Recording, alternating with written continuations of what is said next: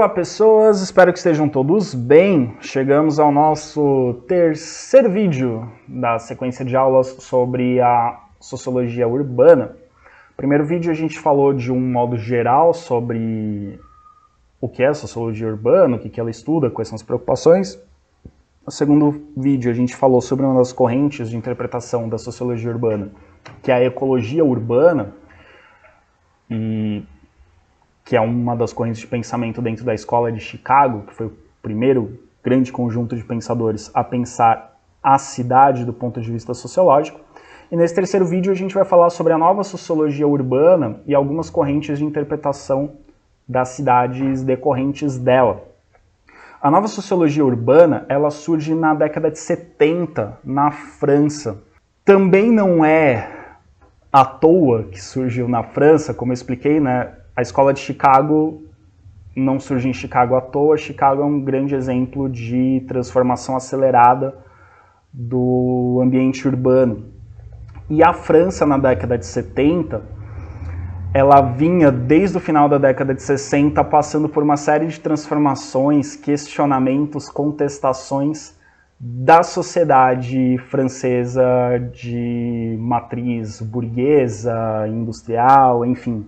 Então a sociedade vinha sendo questionada, a sociedade francesa vinha sendo questionada desde o final da década de 60, e na década de 70 vai surgir um novo modelo de sociologia para pensar esse ambiente urbano e essa sociedade urbana que está sendo questionada, esse modelo de sociedade que está sendo questionado. E esses sociólogos, a princípio franceses, mas depois em vários lugares do mundo vão surgir sociólogos identificados com essa nova sociologia urbana, eles vão criticar algumas características da Escola de Chicago. Em primeiro lugar, a psicologização da sociedade. No vídeo anterior, vocês viram que eu falei sobre o Simmel, que foi uma das grandes referências da Escola de Chicago. Apesar dele não ser da Escola de Chicago, ele foi referência para a Escola de Chicago. E ele deu muita ênfase às questões psicológicas do homem urbano.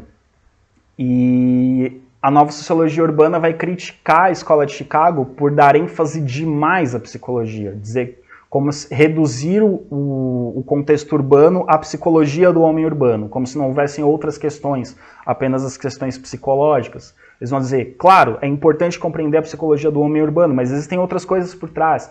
Nem tudo que está na cidade é resultado da psicologia urbana, existem outras questões.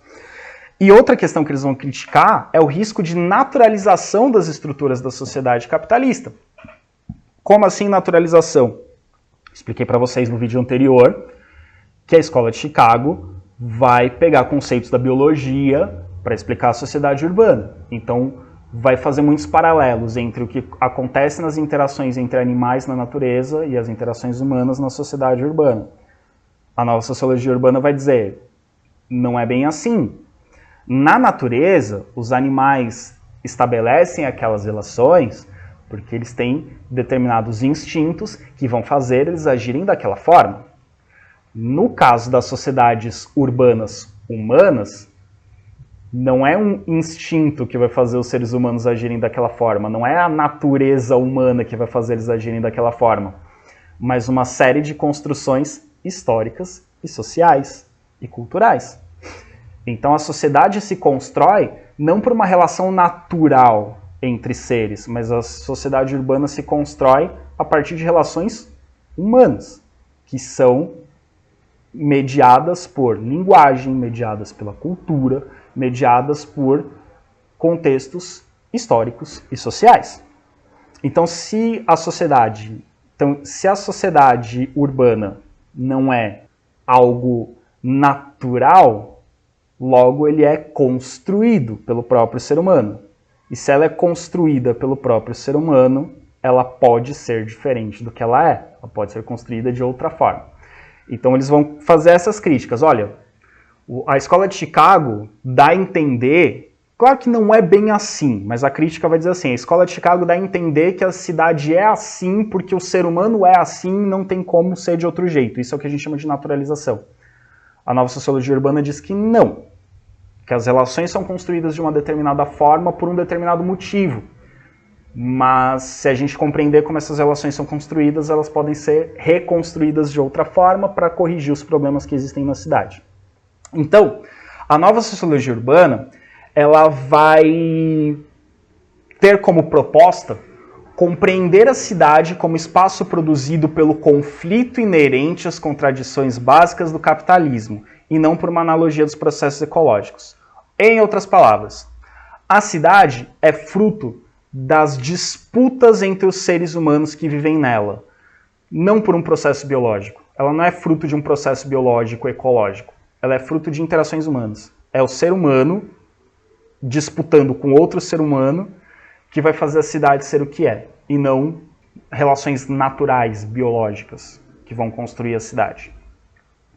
Sempre que a gente fala de disputas, de conflitos entre grupos sociais ou entre classes sociais, deve ter Marx no meio, que o marxismo sempre fala da luta de classes. Então, se não ficou claro para vocês, a nova sociologia urbana tem, entre outras referências, uma grande influência do pensamento de Marx. Vamos lá. A partir dessa nova sociologia urbana, surgiram vários pensadores. Como eu disse, ela surge na França, mas ela não se limita à França. Hoje no mundo todo a gente tem sociólogos trabalhando com esse pensamento da nova sociologia urbana. Entre eles o Manuel Castells, que é um sociólogo espanhol. O Manuel Castells ele vai desenvolver o que nós chamamos hoje de teoria do consumo coletivo. O que é a teoria do consumo coletivo? Para o Castells, a ocupação dos espaços na cidade e a expansão das cidades, a ocupação dos espaços e o crescimento da cidade, são determinadas apenas pelas relações sociais, ou seja, não tem um dado biológico, um dado natural que vai fazer com que a cidade se desenvolva de um jeito ou de outro. Tudo são relações sociais. As relações sociais que vão determinar como a cidade vai ser e como ela vai crescer. E, segundo Manuel Castells, essas relações sociais, elas são determinadas pelo capitalismo. Nós vivemos numa sociedade capitalista. Então, as relações sociais na sociedade capitalista são determinadas pelo capitalismo. E esse capitalismo é o capitalismo que se desenvolveu a partir do final do século XIX. E qual é esse capitalismo que se desenvolveu a partir do final do século XIX? Vamos lembrar as aulas da Segunda Revolução Industrial? Capitalismo do final do século XIX. Surgem novas condições de propriedade, novas regras para a propriedade privada e novas formas de produção. A Revolução Industrial é uma transformação grande nos meios de produção e que vai afetar toda a sociedade. Estão lembrados disso? Então, as interações sociais elas vão ser transformadas com a Segunda Revolução Industrial, que é quem vai consolidar o capitalismo industrial. O capitalismo industrial ele se consolida por causa da Segunda Revolução Industrial. E é essa transformação causada pela Segunda Revolução Industrial que vai dar origem às cidades modernas, que eu comentei lá no primeiro vídeo. Essa é a diferença, segundo o Manuel Castells, essa é a principal diferença entre as cidades modernas e as cidades antigas e medievais. As cidades modernas são cidades industriais e elas têm uma nova forma de produção e uma nova forma de acesso à propriedade, diferente de como era na Idade Média, diferente de como era na Idade Antiga. Então essas novas formas de acesso à propriedade e essas novas formas de produção vão determinar as relações sociais. E essas relações sociais é que vão determinar como a cidade vai ser ocupada e como a cidade vai crescer. Então, o Manuel Castells vai enxergar uma relação direta entre o capitalismo industrial e o desenvolvimento das cidades. Então agora vocês vão ver que a nova sociologia urbana vai estabelecer uma relação muito forte entre capitalismo e cidade. Então, a partir do século XX, segundo a nova sociologia urbana, o capitalismo ele vai precisar cada vez mais dos equipamentos e serviços urbanos oferecidos pelo Estado para garantir a oferta de mão de obra. Como assim? O capitalismo precisa da cidade. O capitalismo ele é urbano. Ele precisa da cidade. O capitalismo industrial ele se desenvolve junto com as cidades, a partir do século XIX. E ele precisa não só da cidade em si, do espaço cidade, mas ele precisa do que a cidade oferece.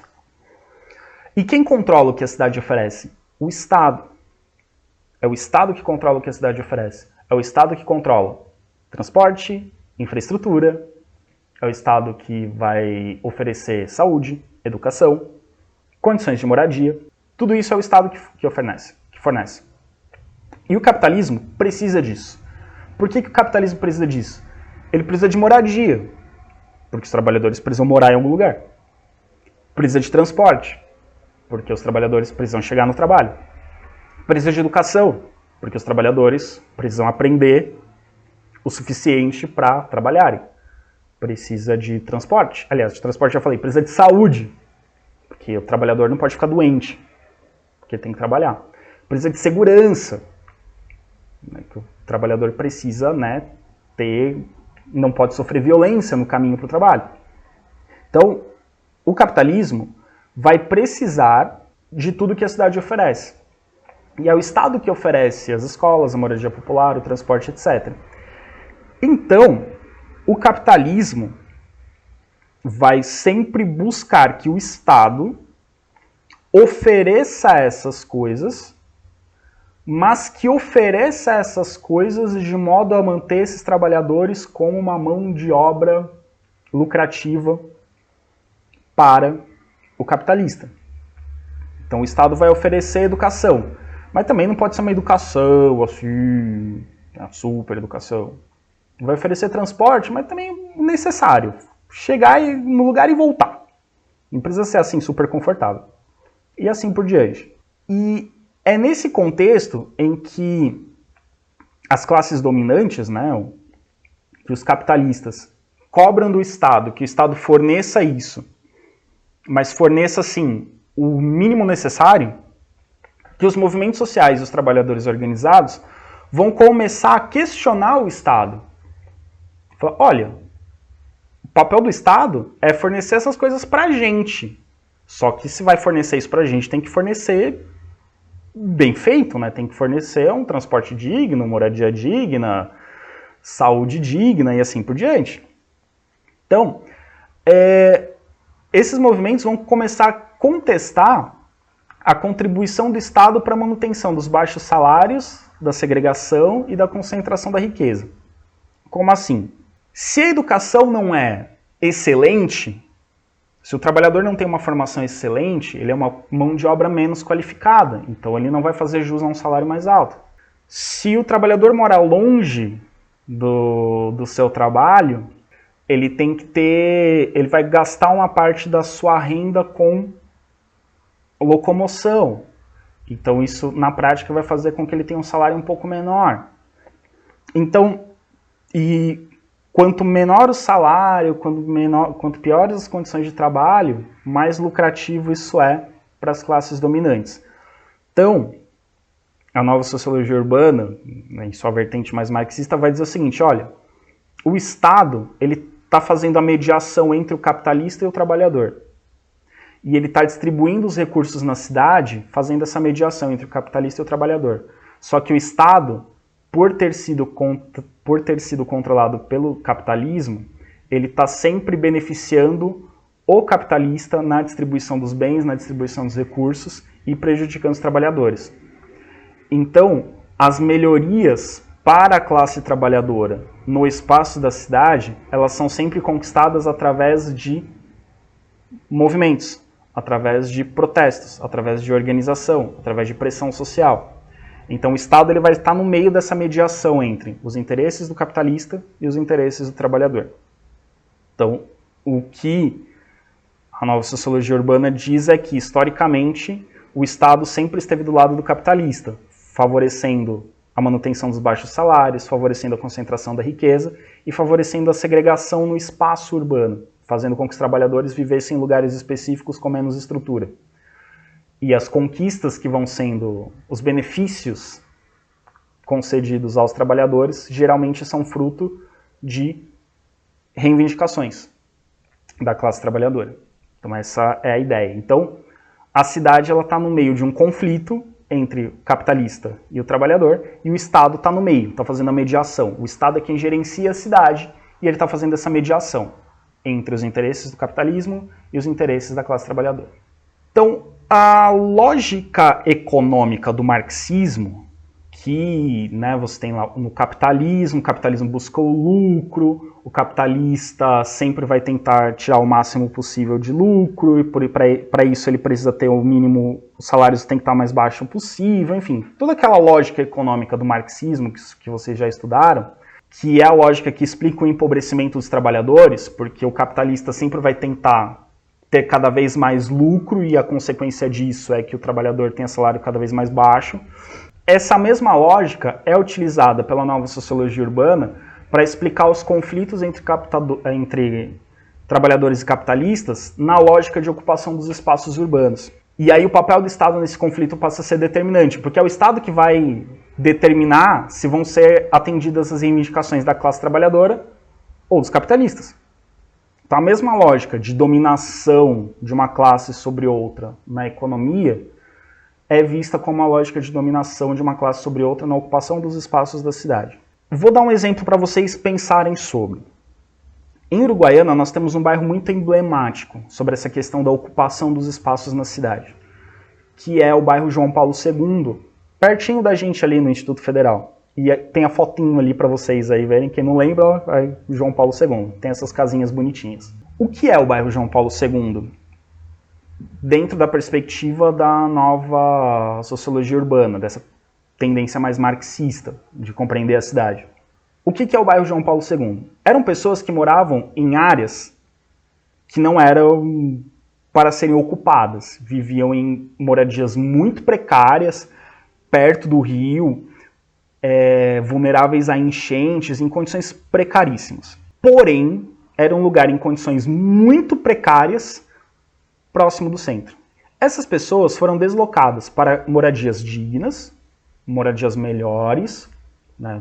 Casas bem construídas, de alvenaria, numa área que não está sujeita a enchentes, boas casas, ok, foram movidas para lá, porém distantes do centro. Aí vem a questão, o bairro João Paulo II atende aos interesses de quem? Pensando aqui na lógica da nova sociologia urbana, uma visão mais marxista. Atende aos interesses de quem o bairro João Paulo II? Da população mais pobre, que agora tem uma moradia digna, ou do capitalismo, que tirou do centro uma parcela da população considerada indesejável? Já pararam para pensar sobre isso? Não só o João Paulo II, pessoal. No Brasil inteiro, nós temos exemplos de bairros que são pensados e colocados teoricamente para melhorar a vida das pessoas, mas que na prática acabam servindo aos interesses de grupos que querem tirar determinadas populações de determinados lugares. O caso do João Paulo II, pode ser entendido dessa forma. Em São Paulo tem exemplos disso, de pessoas que viviam em moradias irregulares no centro da cidade e foram deslocadas para moradias boas, dignas, porém longe do centro. E aí essa pessoa que estava morando num lugar irregular, mais perto do trabalho, agora mora numa casa melhorzinha, porém longe do trabalho. Até que ponto isso foi vantagem para ela? Então, e por outro lado, também alguém pode dizer assim, mas não tinha como fazer um bairro desse no centro. Em São Paulo também nós temos um exemplo.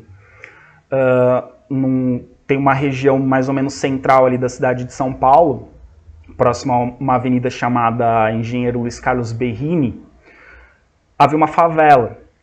E houve uma prefeitura que transformou essa favela num bairro, exatamente no mesmo lugar. Eles levantaram prédios, as pessoas deixaram de morar em barracos e passaram a viver nos apartamentos, e entre os prédios eles construíram escola, creche, posto de saúde, exatamente no mesmo lugar, onde era a favela, exatamente no mesmo lugar. Então as pessoas passaram a viver em casas mais dignas, com todo o acesso à saúde, educação pública, perto dos pontos de ônibus e perto do trabalho. Então, elas não foram deslocadas para um bairro distante, elas continuaram vivendo no mesmo lugar, só que numa condição de vida melhor.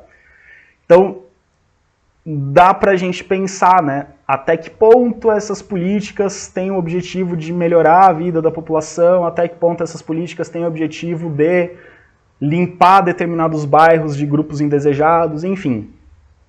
E o que vai determinar isso? As disputas. Movimentos de trabalhadores, pressões políticas, enfim. Reflitam sobre isso. Voltando de novo aqui à questão das cidades, né? A relação entre Estado e a cidade. Quando a gente vai lá para o século XIX, para o surgimento das cidades industriais, as cidades industriais elas surgiram, ou elas se tornaram industriais, obviamente, devido ao crescimento da indústria e do comércio. e elas atraíam os trabalhadores vindos do campo. Lá na aula de primeira Revolução Industrial, vocês devem, que é do ano passado inclusive, vocês vão se lembrar que tem todo um movimento no campo lá na Inglaterra, né, que tem as leis de terras que vão fazer com que muitos camponeses percam suas terras, eles ficam desempregados e vão para a cidade e acabam sendo absorvidos pelas fábricas que estão surgindo. Então essas pessoas que migram do campo para a cidade precisavam ter onde morar. No início da Revolução Industrial, isso na Inglaterra no século XVIII, depois nos outros países que passaram por Revolução Industrial no século XIX, inclusive no Brasil no século XX, no processo de industrialização do Brasil no século XX, surgiram as vilas operárias. O mesmo capitalista que construía a fábrica, do lado da fábrica ele construiu uma vila de operários, com várias casinhas para os seus empregados terem onde morar, e eles moravam perto da fábrica. Então no começo eram os próprios capitalistas que investiam na moradia dos trabalhadores. Depois, quando essas moradias precisam ficar um pouco mais distantes das fábricas, são os próprios capitalistas que investem no transporte para essas pessoas se deslocarem de casa para o trabalho e do trabalho para casa. Só que com o tempo, esses serviços, essas estruturas de moradia, de transporte e mesmo de saúde, às vezes o próprio capitalista construía um hospital, contratava médicos, construía escola para os filhos dos operários, tudo isso era o capitalista que fazia. Com o tempo isso passou a ser papel do Estado. O capitalista deixou de fazer tudo isso e tudo isso passou a ser papel do Estado. Então agora é o Estado que tem que criar condições de moradia digna, transporte, saúde, educação, segurança e por aí vai. Então a gente tem ao longo da história uma transferência de responsabilidade. Isso passa do capitalista, da iniciativa privada, e passa a ser papel do Estado. E o capitalista cobra do Estado que o Estado forneça. Não é que o capitalista não quer que o trabalhador tenha saúde, educação, segurança, ele quer. Não precisa ser a melhor, mas tem que ter. E aí, pessoal, a gente tem, dentro dessa lógica do capitalismo versus o trabalhador, a gente tem duas visões sobre a cidade, duas visões de valor sobre a cidade. De um lado a gente tem o valor de uso da cidade e do outro lado a gente tem o valor de troca da cidade. O valor de uso é a utilidade que a cidade tem para os seus habitantes. Então, um determinado espaço na cidade, ele é mais valorizado pelo habitante se ele tem uma boa condição de moradia, se ele tem boas opções de lazer, se ele tem bom acesso à mobilidade. Pegar o exemplo aqui em São Paulo, onde eu tô. Eu tô aqui, o bairro que eu tô tem uma estação de metrô próxima, então ele é um bairro mais valorizado. O bairro onde eu morava antes, ele não tem uma estação de metrô próxima, então ele é menos valorizado. Então, você tem menos. Então, o valor de uso é o que aquele espaço te proporciona. E o valor de uso é o principal para o trabalhador, para a população de um modo geral. A população de um modo geral vai olhar para um determinado lugar na cidade e pensar: esse lugar é bom para eu morar por isso, isso e isso. Isso é o valor de uso. É bom para eu morar porque tem isso, porque tem comércio perto, porque tem opção de transporte, porque tem um posto de saúde próximo, porque tem uma escola próxima, uma escola boa para eu colocar os meus filhos, enfim. Isso é o valor de uso. É o que tem naquele lugar que para mim é importante. Isso é o valor de uso. Do ponto de vista do capitalismo, o que importa é o valor de troca. O que é o valor de troca? O valor de troca, ele não vai pensar a cidade como o lugar onde eu moro. O capitalismo vai pensar a cidade como uma mercadoria, porque isso é uma característica do capitalismo. O capitalismo, tudo pode ser pensado como mercadoria. Então o espaço ele vai ser uma mercadoria. Então, como mercadoria, ele vai ter um valor de compra e venda. Quanto mais recursos aquele lugar tem, quanto mais gente quer morar naquele lugar, oferta e procura. Quanto mais gente quer morar naquele lugar, mais ele vale, maior é o valor de mercado. Quanto menos gente quer morar naquele lugar, menor é o valor de mercado. E aí nós temos uma contradição na cidade. E isso é uma característica de todas as cidades. Quanto maior é o valor de uso, maior também é o valor de troca, né? Quanto melhor o lugar é para eu morar, mais caro é morar ali. Então, quem mais precisa dos recursos daquele lugar é quem tem menos condições de pagar para morar naquele lugar. O exemplo que eu dei, aqui em São Paulo. Em São Paulo é uma cidade muito grande. E você já deve ter ouvido falar que tem muito trânsito. Tá? É muito demorado chegar nos lugares. Porém, de metrô você chega rapidinho. Então quem mora perto do metrô é beneficiado, porque consegue se deslocar mais facilmente, mais rapidamente. Quem mais precisa do metrô para se deslocar rápido? Quem percorre grandes distâncias, que normalmente são as pessoas mais pobres, que moram longe do trabalho. Então essas pessoas que precisam percorrer grandes distâncias é quem deveria morar perto do metrô. Só que como o metrô tem um grande valor de uso, como o bairro em volta do metrô tem um grande valor de uso, porque ele é muito útil, ele vai ter também um grande valor de troca. Então os apartamentos próximos das estações de metrô são muito caros. Quem vai morar perto da estação de metrô? Quem tem dinheiro.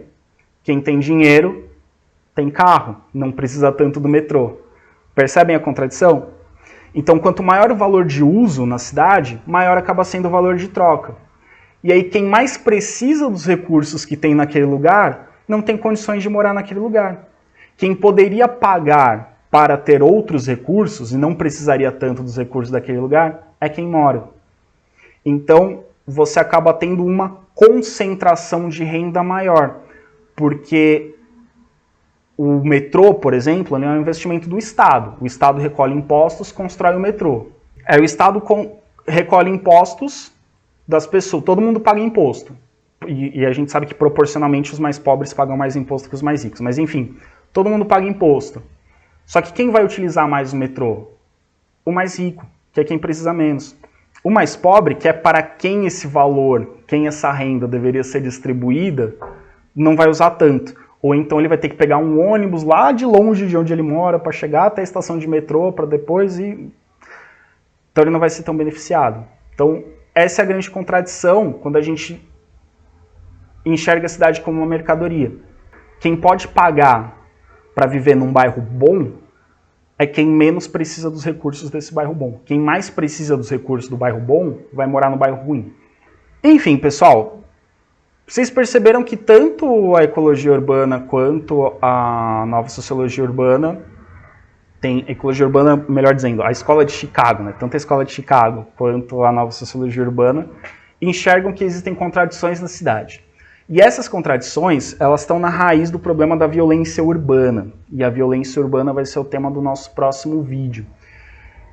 Eu falei lá no vídeo, falando da ecologia urbana, que ela tinha algumas coisas perigosas. Agora, quando a gente vai falar da violência urbana, vocês vão entender que alguns preconceitos referentes à cidade têm sua raiz em alguns argumentos da ecologia urbana para entender por que existem bairros bons e bairros ruins. E a gente vai ver que a violência urbana tem muitos fatores, mas o principal deles é justamente a desigualdade de acesso ao que a cidade tem a oferecer. Mas isso a gente vai discutir no próximo vídeo. Até mais!